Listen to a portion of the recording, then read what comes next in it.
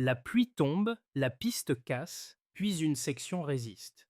Au Burkina Faso, au lieu d'un chantier lourd dépendant d'entreprises extérieures, des pneus usagés sont collectés, triés, nettoyés, puis intégrés à la pose, et le récit avance près de 40% d'économie, 30% d'entretien en moins, et environ 10 000 pneus recyclés par kilomètre. Si cette décision d'Ibrahim Traoré tient au-delà d'un test, qu'est-ce que cela change pour l'école, les soins, le marché? Parce qu'une route praticable rend le quotidien prévisible, valorise un déchet et donne à l'État une souveraineté concrète, avec des équipes largement locales. Ce récit ne promet ni solution miracle, ni rupture spectaculaire. Il propose une lecture précise d'un choix public risqué, observé sur le terrain, et jugé sur des effets concrets plutôt que sur des intentions. Le bénéfice pour le spectateur est clair. Comprendre comment une décision apparemment modeste peut améliorer l'accès aux soins, à l'école et au marché, en réduisant l'incertitude quotidienne. L'enjeu dépasse la construction routière. Dans de nombreuses zones rurales, l'impraticabilité pendant la saison des pluies isole les villages, retarde les urgences et fragilise les échanges économiques.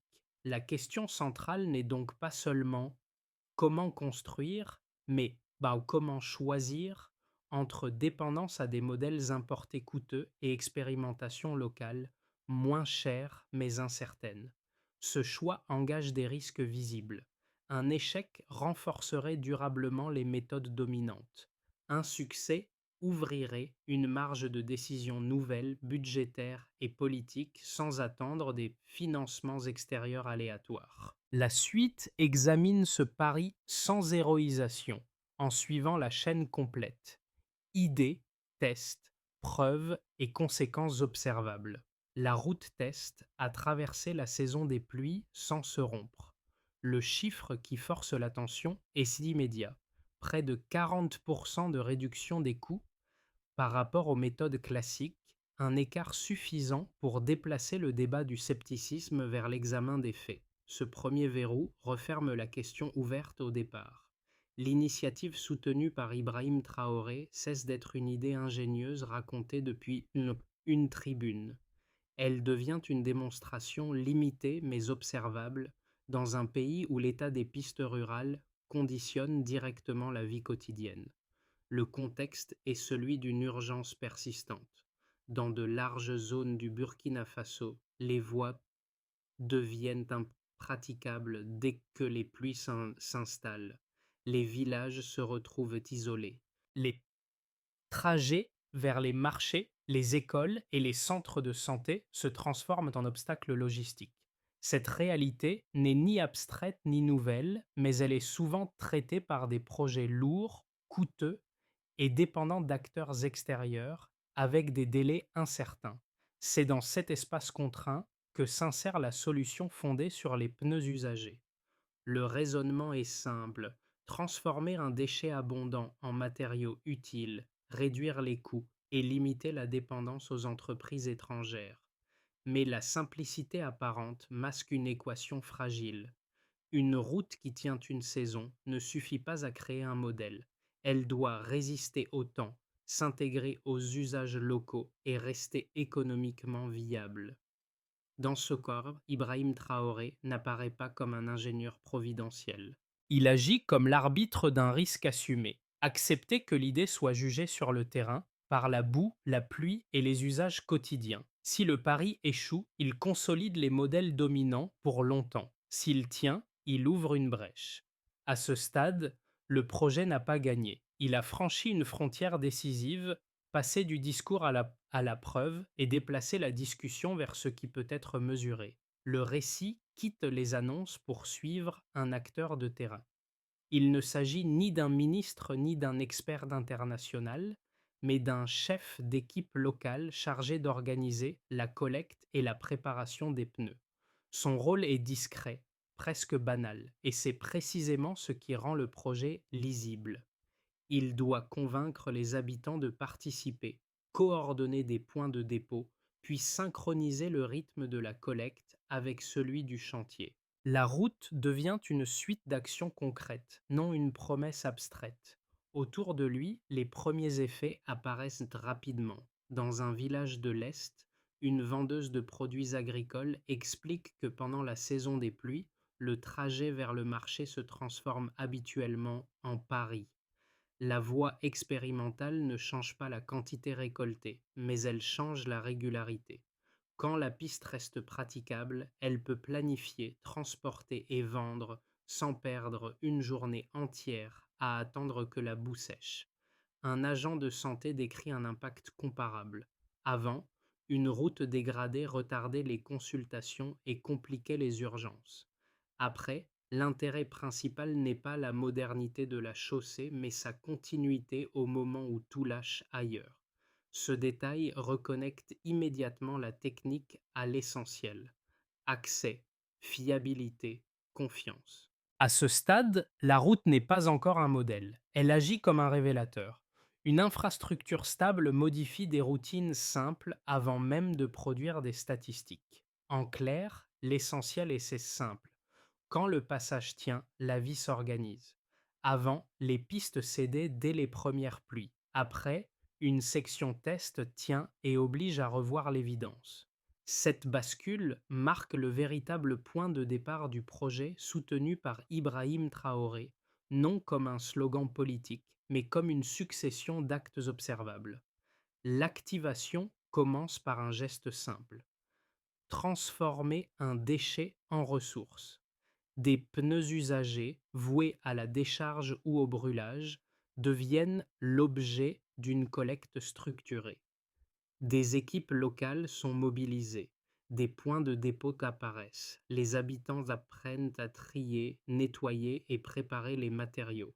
Très vite, une contrainte s'impose. Sans logistique régulière, il n'y a pas de chantier. Et sans chantier continu, il n'y a aucune preuve à défendre. La simplicité annoncée révèle une exigence organisationnelle élevée. La phase suivante expose le projet au regard public. Les premiers mètres posés attirent l'attention parce qu'ils rompent avec les habitudes. Les méthodes classiques, lourdes et dépendantes d'entreprises extérieures, servent de comparaison implicite. Ici, on travaille avec ce qui est disponible sur place. La construction devient visible, presque pédagogique. Chaque étape montre que la sobriété n'est pas l'improvisation. Elle suppose des gestes répétés, des contrôles simples et une coordination quotidienne. Puis arrive le test que personne ne peut contourner: la saison des pluies. Elle agit comme un révélateur brutal. Là où des pistes traditionnelles se fissurent ou disparaissent sous l'eau, la section en pneus traverse les intempéries sans rupture majeure. La tension monte, car l'hypothèse fragile devient un résultat observable. Le projet cesse d'être rejeté par principe. Il commence à être discuté, fait à l'appui et non plus seulement à travers des réflexes techniques. Le moment charnière arrive lorsque les premières comparaisons économiques circulent. Le récit avance près de 40% de réduction des coûts de construction, puis évoque environ 30% de baisse des coûts d'entretien. À cela s'ajoute un indicateur frappant: près de 10 000 pneus recyclés par kilomètre. Ces données ne servent pas à célébrer une victoire. Elles rendent simplement l'option difficile à écarter sans examen sérieux. Elles déplacent le débat du registre idéologique vers celui de l'arbitrage. Cependant, cette montée en puissance déclenche des contre-mouvements. Des entreprises de construction voient leur position fragilisée. Les critiques se durcissent.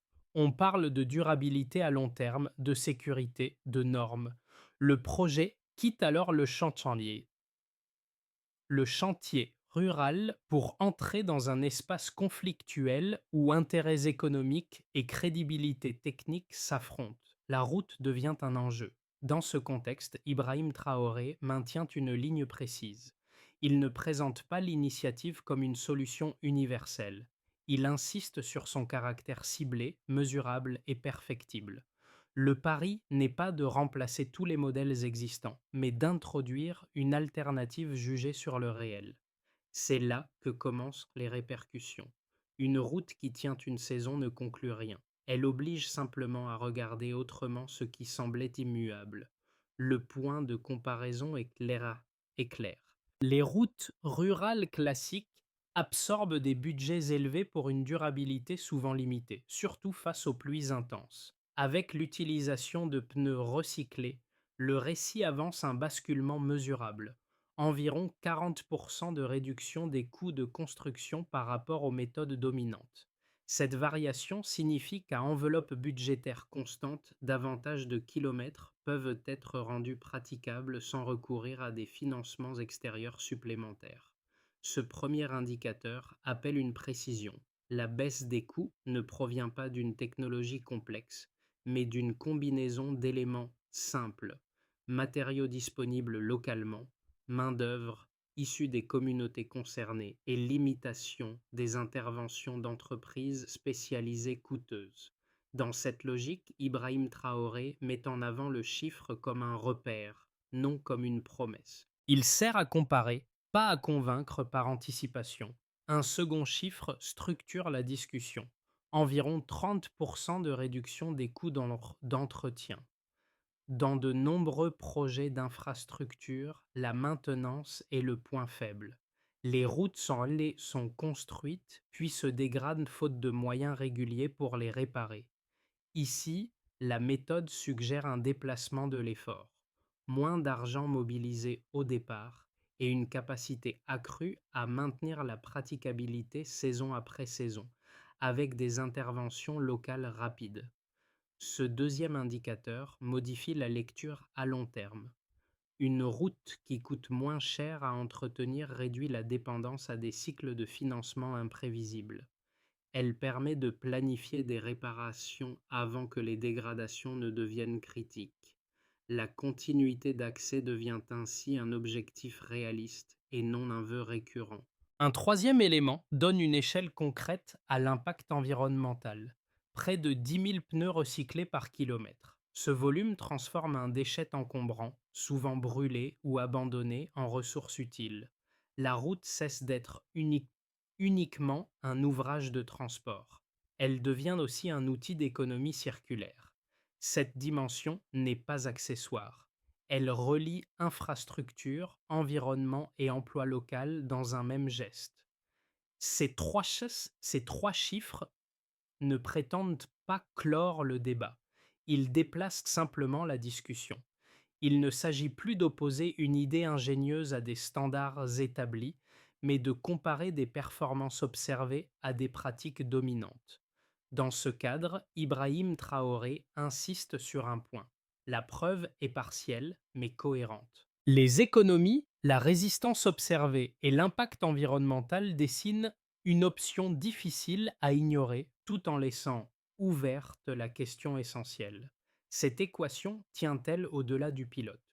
Les opposants au projet avancent d'abord un argument technique robuste. Selon eux, une route construite à partir de pneus recyclés peut fonctionner à petite échelle, mais elle ne répond pas aux exigences de durabilité imposées par un trafic plus dense ou par des conditions climatiques extrêmes prolongées. La résistance observée sur un tronçon pilote ne garantit pas une performance stable sur des axes plus sollicités. Un second argument concerne la sécurité et la normalisation. Les critiques rappellent que les méthodes traditionnelles s'appuient sur des normes internationales éprouvées. A l'inverse, cette approche reste marginale, peu certifiée et insuffisamment validée sur le long terme.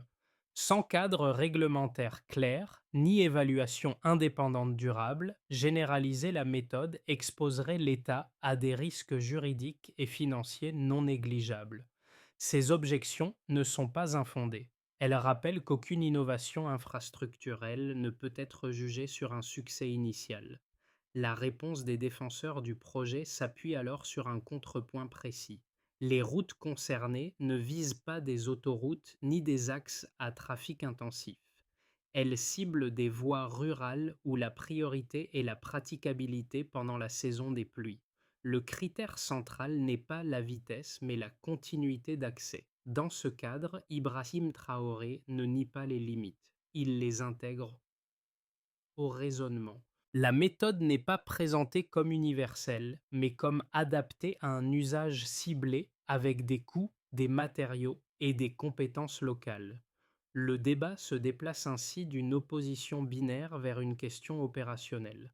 Pour quels besoins précis cette solution est-elle pertinente et à quelles conditions peut-elle être reproduite sans dégrader la sécurité ni la crédibilité publique? Ici, l'enjeu est d'être juste et rigoureux, même envers les critiques. Reconnaître les faiblesses renforce la solidité de l'argumentation. La route en pneus recyclés n'est pas une promesse absolue. Elle devient une option conditionnelle, à juger sur la durée et sur l'adéquation entre usage, contexte et moyens disponibles. À ce point précis du récit, l'initiative cesse d'être perçue comme une expérimentation isolée. Elle devient un signal stratégique, lisible au-delà du chantier. Ce qui était observé à l'échelle d'un village commence à être interprété comme une option reproductible, sous condition, dans d'autres de zones rurales confrontées aux mêmes contraintes de pluie, de coût et d'isolement. Ce déplacement du regard modifie la position d'Ibrahim Traoré. Il n'est plus seulement celui qui autorise un test audacieux. Il assume publiquement un changement de logique, privilégier l'adaptation locale plutôt que l'alignement systématique sur des modèles importés. La posture est pragmatique. Elle s'appuie sur des résultats partiels mais observables et accepte que l'évaluation continue fasse partie intégrante du processus. La révélation tient dans ce glissement discret. L'innovation ne réside pas uniquement dans l'usage des pneus recyclés. Elle se situe dans la méthode de décision. Tester rapidement, observer, corriger, étendre uniquement ce qui résiste au réel. Cette approche rompt avec des projets figés, conçus loin du terrain et souvent fragilisés dès la première saison des pluies. À partir de là, la question centrale change. Il ne s'agit plus de savoir si la route est atypique, mais si cette manière de choisir peut devenir une règle d'action durable. Les effets de l'initiative ne se lisent pas de la même manière selon les acteurs concernés. Cette diversité d'impact permet de juger si le projet dépasse le symbole pour produire des transformations durables. À ce stade, la route cesse d'être un objet technique.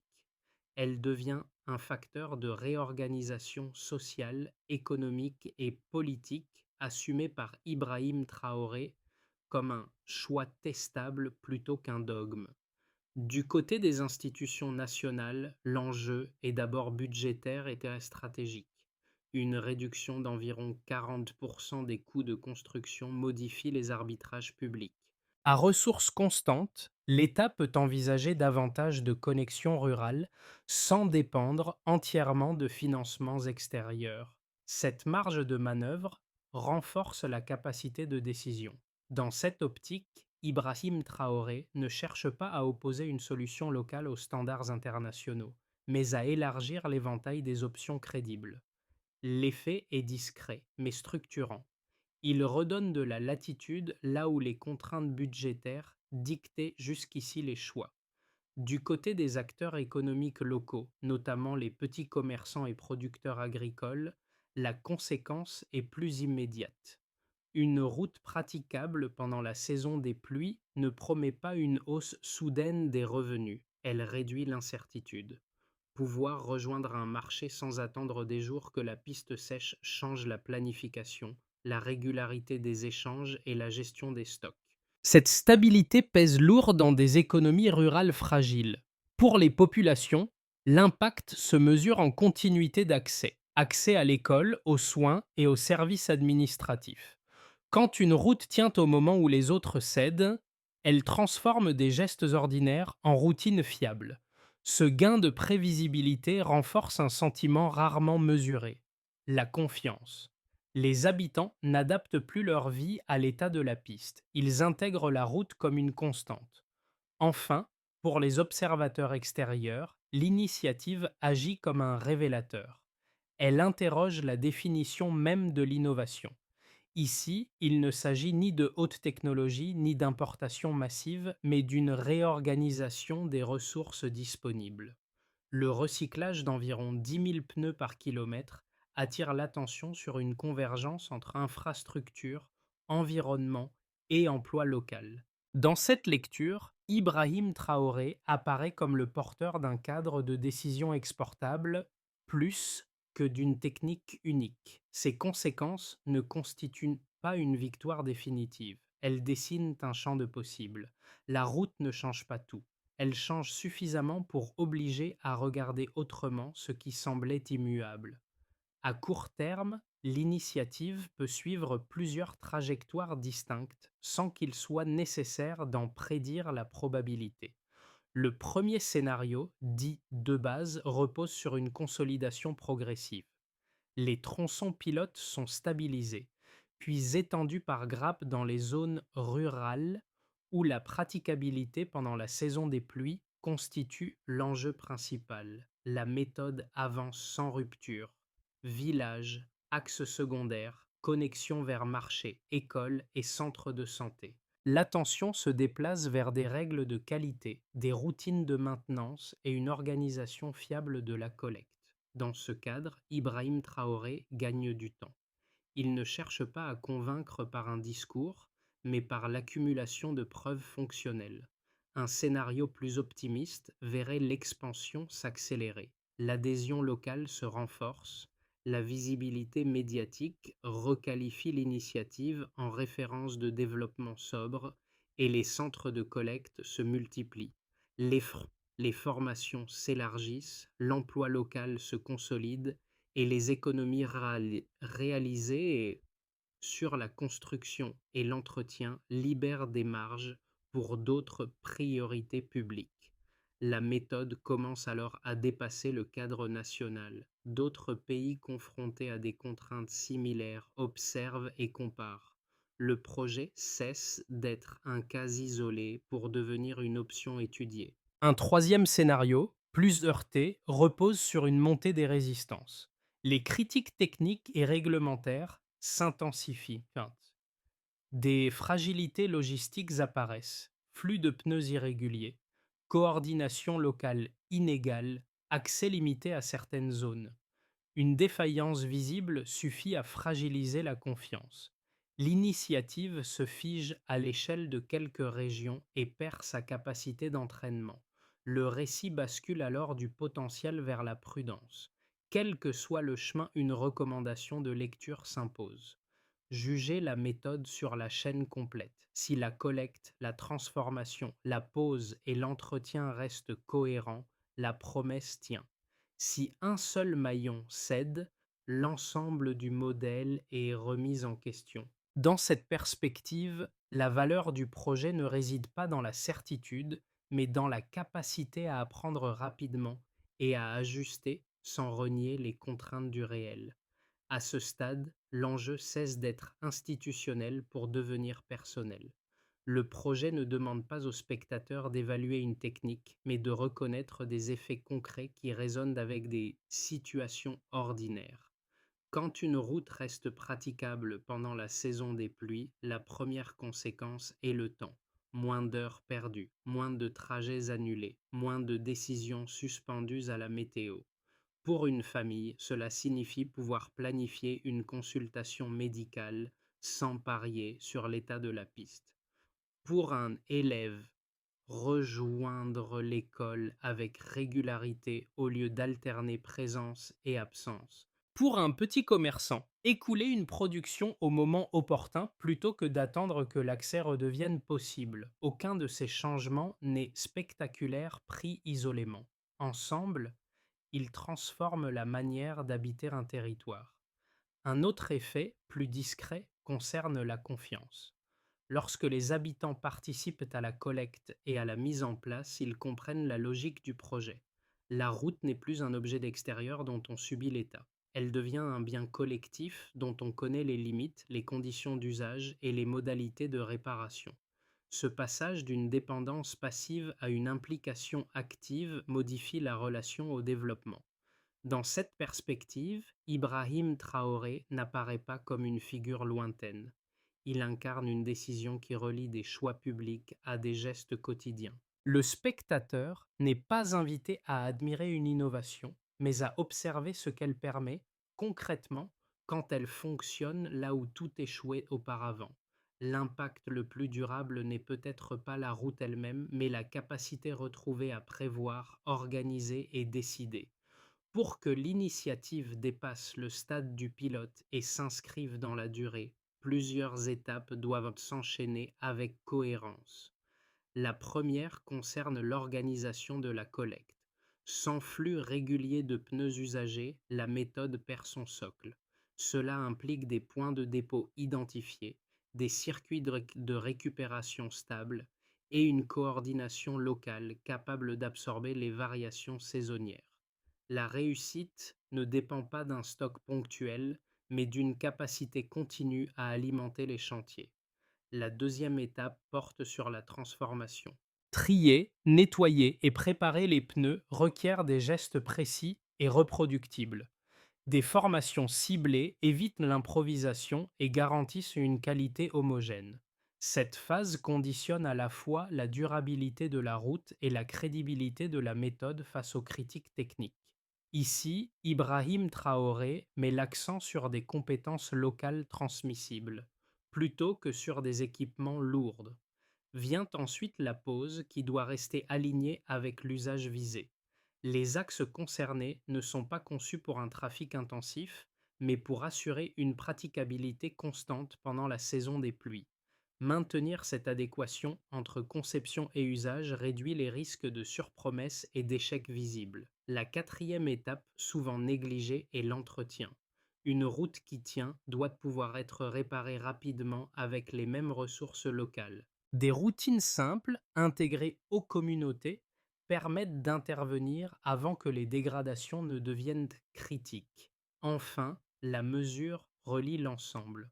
Coût, durabilité, participation locale et continuité d'accès doivent être suivis de manière transparente. Dans cette logique, Ibrahim Traoré met en avant une méthode plus qu'un symbole où chaque étape répond à une question simple. Qui fait quoi, quand et comment sait-on que cela fonctionne? Le récit revient à ce qui semblait secondaire au départ. Une route, un village, un chef d'équipe local qui organise des pneus, coordonne des gestes simples et maintient un passage quand tout autour se dégrade. Ce motif discret, introduit plus tôt, reprend ici tout son sens. La transformation ne tient pas à l'originalité du matériau, mais à la cohérence entre une décision publique et la réalité quotidienne du terrain. En suivant cette trajectoire, Ibrahim Traoré n'apparaît ni comme un visionnaire isolé, ni comme un gestionnaire froid. Il incarne un choix assumé, accepter l'incertitude d'une solution locale plutôt que la certitude coûteuse de modèles importés. Ce choix n'efface pas les risques, il les rend visibles, discutables et ajustables au lieu de les masquer derrière des promesses abstraites. La route en pneus recyclés n'est pas présentée comme une réponse universelle. Elle agit comme un miroir. Elle renvoie une question simple à chaque observateur. Que se passe-t-il quand une communauté peut comprendre, réparer et maintenir ce qui la relie au reste du pays? À cet instant précis, l'infrastructure cesse d'être abstraite. Elle devient relationnelle. Une phrase s'impose alors, comme un clou final. Quand une route tient, la promesse devient crédible. Cette histoire n'appelle ni adhésion immédiate ni verdict définitif. Elle invite à un déplacement du regard. Observer comment une solution locale, imparfaite mais fonctionnelle, peut réorganiser des priorités longtemps considérées comme figées. La route en pneus recyclés n'impose pas un modèle. Elle propose une expérience lisible, critiquable et améliorable, à condition d'être jugée sur ses effets réels. À travers ce projet, une question plus large s'installe. Comment évaluer une initiative publique? Par son élégance technique, par son alignement avec des standards internationaux ou par sa capacité à résoudre un problème concret là où il se pose réellement? Le cas du Burkina Faso suggère que ces critères entrent parfois en tension et que le choix n'est jamais neutre. Dans cette perspective, l'enjeu pour le spectateur n'est pas d'applaudir ou de rejeter, mais d'apprendre à distinguer une réussite symbolique d'une réussite durable. Une route qui tient une saison est un signal. Une méthode qui se répète, se transmet et se corrige devient une option. La discussion reste ouverte. Ce type d'approche peut-il transformer durablement des trajectoires de développement ou restera-t-il cantonné à des contextes précis?